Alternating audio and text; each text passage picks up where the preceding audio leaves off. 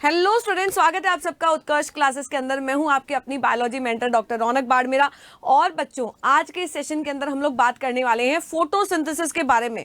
जी हां स्टूडेंट्स, अगर हम लोग बात करें इस टॉपिक की फोटोसिंथेसिस की, तो ये एक ऐसा टॉपिक है जो हम लोग बचपन से पढ़ते हुए आ रहे हैं। बट हाँ, आज मैं आप लोगों को कुछ इंपॉर्टेंट फैक्ट्स बताने वाली हूँ इसको लेकर के, जो आपके एग्जामिनेशन के अंदर बहुत ज्यादा इंपॉर्टेंट रोल प्ले करने वाले हैं। तो बात करते हैं हम लोग उन सारे टॉपिक्स के बारे में, उन सारी बातों के बारे में जो फोटोसिंथेसिस से रिलेटेड इंपॉर्टेंट है आप लोगों के लिए। अगर हम लोग सबसे पहले बात करें फोटोसिंथेसिस की, तो इसके रिएक्शन जो है वो बहुत ज्यादा इंपॉर्टेंट है, ध्यान रखनी है हमें। क्या है रिएक्शन बेटा? Carbon dioxide plus water react करते हैं और C6H12O6 बना लेते हैं, और साथ ही साथ ऑक्सीजन को एज अ बाई प्रोडक्ट बनाते हैं। बैलेंस नहीं है रिएक्शन, बट हाँ कुछ इंपॉर्टेंट बातें हैं। ये रिएक्शन जो होती हैं वो सनलाइट की प्रेजेंस में होती हैं, और पिगमेंट्स जो होते हैं उसकी प्रेजेंस में होती हैं। ये पिगमेंट्स यानी कि वर्णक जो होते हैं वो कहाँ पर पाए जाते हैं? तो ये ग्रीन पार्ट्स में पाए जाते हैं, जो कि लीव्स होती हैं, और सॉफ्ट स्टेम। आपने देखा होगा कि जो ताजी ताजी स्टेम बनती है वो हरे रंग की होती हैं। तो यहाँ पर दो जगह पर वर्णक पाए जाते हैं जो फोटोसिंथेसिस के लिए इंपॉर्टेंट होते हैं। साथ ही साथ हमें पता है कि सनलाइट की जरूरत पड़ती ही पड़ती है, और इसका बाई प्रोडक्ट जो बनता है वो हमारे बहुत काम का होता है। इसी की वजह से तो हम लोग जीवित हैं। ठीक है। दूसरी पार्ट, ये एनाबॉलिक प्रोसेस होता है बेटा, कैटाबॉलिक नहीं होता है, ये एनाबॉलिक प्रोसेस होता है। इसमें चीजें बनती हैं ना कि टूटती हैं। तो यहाँ पर दो चीजें मिलकर के यहाँ पर फूड बन रहा है, साथ ही साथ ऑक्सीजन बन रहा है। अगली बात, इसके अंदर एनर्जी का यूज होता है। इसके अंदर एनर्जी का यूज होता है, मतलब ये एंडरगोनिक प्रोसेस होता है। साथ ही साथ इसके अंदर लाइट एनर्जी जो है, जो हमें सनलाइट से मिल रही है, वो चेंज हो जाती है केमिकल एनर्जी के अंदर। अगर हम लोग देखें तो हो क्या रहा है बेटा, इसके अंदर, इस रिएक्शन के अंदर ऑक्सीडेशन और रिडक्शन दोनों ही चीजें हो रही हैं। ऑक्सीडेशन किसका हो रहा है? तो जो जल है वो ऑक्सीजन के अंदर बदल रहा है, मतलब इलेक्ट्रॉन रिलीज हो रहा है ना। तो ये क्या हो गया बेटा? ऑक्सीडेशन रिएक्शन हो गई। और अगर हम लोग यहाँ पर देखते हैं तो कार्बन डाइऑक्साइड जो है उसका रिडक्शन हो रहा है, जो किसके अंदर बेटा? C6H12O6। तो ऑक्सीडेशन और रिडक्शन रिएक्शन दोनों ही देखने को मिल रही है, और ऐसे को क्या बोल दिया जाता है? रिडॉक्स रिएक्शन बोल दिया जाता है। रिडक्शन किसका हो रहा है बेटा? कार्बन डाइऑक्साइड का हो रहा है। ऑक्सीडेशन किसका हो रहा है? ऑक्सीजन का हो रहा है। और साथ ही साथ हमें पता है कि फोटोसिंथेसिस जो होता है उससे बनने वाला भोजन जो होता है वो सोर्स ऑफ फूड है सारे के सारे एनिमल्स के लिए, जो फूड चेन में पाए जाते हैं उनके लिए। क्योंकि फूड चेन जो है वो स्टार्ट ही कहां से होती है? यहीं से होती है बेटा। उसके बाद में जो हमारे एटमॉस्फेयर के अंदर ऑक्सीजन पाई जाती है वो कहां से आई? तो ये इसी का ही बाई प्रोडक्ट से आई है, यानी कि यहां से ही ऑक्सीजन जो है वो हमारे एटमॉस्फेयर में आती है। तो ऑक्सीजन और food for all the animals कहां से आ रहा है? वो फोटोसिंथेसिस के द्वारा आता है।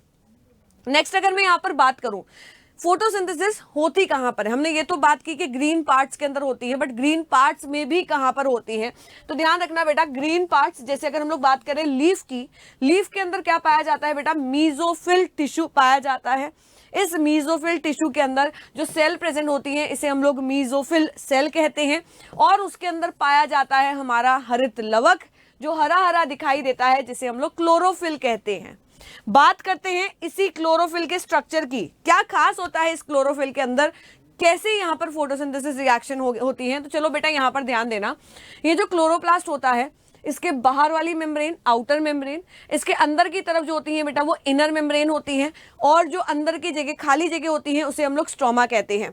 मतलब आप लोग इससे कुछ ऐसे समझ सकते हैं, ये आउटर मेम्ब्रेन, ये होती है बेटा इनर मेम्ब्रेन, और यहाँ पर अंदर की तरफ जो ये खाली स्पेस पाया जा रहा है उसे हम लोग क्या कहते हैं? स्ट्रोमा कहते हैं। और इस स्ट्रोमा के अंदर कुछ इस प्रकार सिक्के के समान संरचनाएं पाई जाती हैं, जो एक दूसरे के ऊपर स्टॉक्ड होती हैं, और ये ऐसे जुड़ी हुई होती हैं। क्या कहते हैं इन्हें? तो यहाँ पर ध्यान देना बेटा, एक सिक्के को, सिक्का कहती हूं मैं इसे क्योंकि सिक्के के समान दिखाई देता है, तो एक सिक्के को हम लोग क्या कहते हैं? थाइलेकॉइड कहते हैं। और इस सिक्के के ढेर को हम लोग क्या कहते हैं? तो इस सिक्के के ढेर को हम लोग कहते हैं ग्रेना। तो थाइलेकॉइड और ग्रेना दो शब्द हमने याद रखना है। अब मैंने बोला कि ये दोनों जुड़ी हुई रहती हैं। किससे जुड़ी हुई रहती हैं बेटा? तो यहाँ पर हमने एक रस्सी बनाई है, इसे हम लोग क्या कहते हैं? स्ट्रोमल लैमेले कहते हैं। तो इसके अंदर क्या पाया जा रहा है? थाइलेकॉइड, ग्राना, स्ट्रोमल लैमेले, स्ट्रोमा जिसके अंदर ये पाया जा रहा है, और साथ ही साथ इसके पास में 70S राइबोसोम भी होता है, और डबल स्टैंडर्ड सर्कुलर इसके अंदर जेनेटिक मटेरियल भी पाया जाता है। क्लियर बच्चों? अब यहां पर देखना, सबसे पहली बात, थाइलेकॉइड, ग्राना और स्ट्रोमल लैमेला, इनकी जो भित्तियां होती है ना, इनकी जो मेम्ब्रेन होती है, वहां पर फोटोसिंथेसिस होती है। कहां कहां पर? थाइलेकॉइड, ग्राना और स्ट्रोमल लैमेले के मेम्ब्रेन के ऊपर फोटोसिंथेसिस रिएक्शन होती है, क्योंकि इन तीनों के पास में फोटोसिंथेटिक पिगमेंट पाया जाता है, जो क्या करता है, जो सनलाइट से आने वाली लाइट को ट्रैप कर लेता है और ये रिलीज करता है इलेक्ट्रॉन, जिसकी वजह से H2O जो है वो टूट जाता है और ऑक्सीजन रिलीज हो जाता है। साथ ही साथ ATP का फॉर्मेशन होता है और NADPH2 भी बनता है। फिर से रिपीट कर रही हूं, release of electron, splitting of hydrogen, splitting of water, release of oxygen, ATP formation, NADPH2, ये सब चीजें जो होती हैं वो सनलाइट के प्रेजेंस में होती है।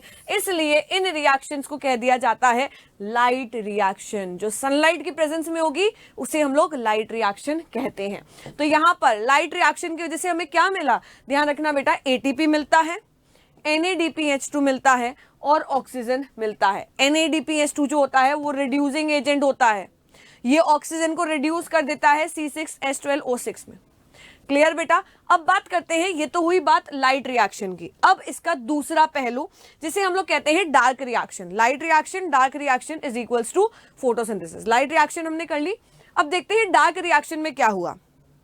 जब अंधेरा हो जाता है, कोई लाइट नहीं है हमारे पास में, उस समय एटमॉस्फेयर में पाई जाने वाली जो कार्बन डाइऑक्साइड होती है उसके साथ में ATP और NADPH2 जुड़ जाते हैं, जो कब बने थे? लाइट रिएक्शन में बने थे। स्ट्रोमा में ये रिएक्शन बेटा होती है। तो ध्यान रखना, जब कार्बन डाइऑक्साइड जो एटमॉस्फेयर में पाई जा रही है उसके साथ में लाइट रिएक्शन के प्रोडक्ट्स जुड़ जाते हैं तो क्या बनता है? C6H12O6 बनता है। और ये वाली रिएक्शन यानी कि डार्क रिएक्शन जो है वो कहां पर होती है? स्ट्रोमा के अंदर होती है। लाइट रिएक्शन कहां पर हो रही थी? थाइलेकॉइड, ग्राना और स्ट्रोमल लैमेला के सरफेस के ऊपर हो रही थी। साथ ही साथ ध्यान देना बेटा, इस डार्क रिएक्शन को कहा जाता है कार्बन रिएक्शन या फिर कार्बन डाइऑक्साइड फिक्सेशन रिएक्शन कहते हैं, क्योंकि यहां पर कार्बन डाइऑक्साइड जो है वो फिक्स हो रहा है और क्या बना रहा है? भोजन बनाता है, फूड बनाता है, जिसे हम लोग स्टोर करके रखते हैं, जिसे प्लांट्स स्टोर करके रखते हैं स्टार्च के फॉर्म में, या फिर अपनी काम करने के लिए उसे काम में ले लेते हैं। नेक्स्ट अगर मैं बात करूं फोटोसिंथेटिक पिगमेंट्स की, तो फोटोसिंथेटिक पिगमेंट्स बेटा 4 होते हैं जो थाइलेकॉइड, ग्राना और स्ट्रोमल लैमेले के अंदर पाए जाते हैं, जो होते हैं chlorophyll A, chlorophyll B, carotenoids और ज़ेंथोफिल। ये सभी क्या हैं बेटा? फोटोसिंथेटिक पिगमेंट होते हैं। तो आई होप सो कि सेशन जो है वो आप लोगों के लिए बहुत ज़्यादा इन्फॉर्मेटिव रहा होगा। ऐसे ही इन्फॉर्मेटिव वीडियोस के लिए बने रहें इस चैनल पर। Thank you.